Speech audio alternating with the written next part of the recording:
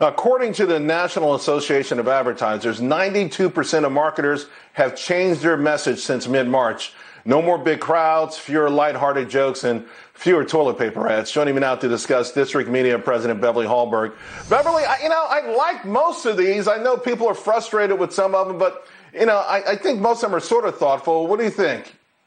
I think when it's less of a PSA and more about connecting, that really works well. So the Guinness ad that you started with, I think they played this very well. They probably got rid of whatever they had planned to play this time of year that showed tons of people together at a pub or a bar. They made it very clear you may not be able to do that. So they first started with the reality that we all are probably at home alone. We can't go out.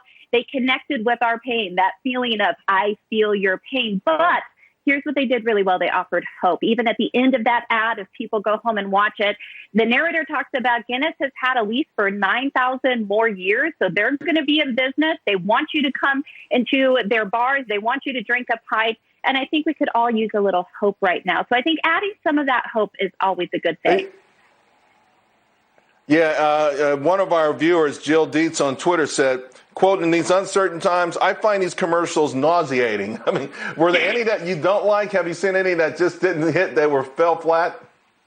I think anytime people just go on and on about the struggle, yes, we are struggling. But I think as Americans, one thing that we do love is when there is hope provided, this idea that we will get through this.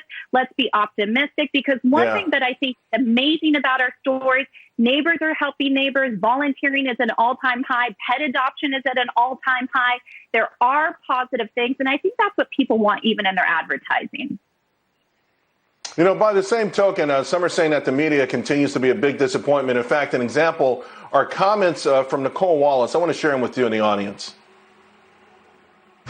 It took a, colorblind, gender blind, state line blind virus to sort of have all of the president's sins from his first 3 years catch up with him. I wonder what you think about whether or not there's some silver lining there, that some of the things that we've been talking about for 3 years may be finally catching up with him. All right, Beverly, let me have a quick reaction from you, please. Well, it used to be in times of crises, we used to unify around the president. Sadly, that's not the case in this situation. I'm all for good old-fashioned journalism and asking the president tough questions. But the fact that this is a tough economic time should not be a silver lining for anyone, including Nicole Wallace. Yeah. Beverly, thank you very much. It's been too long. Great seeing you. Thank you. Good to see you. Many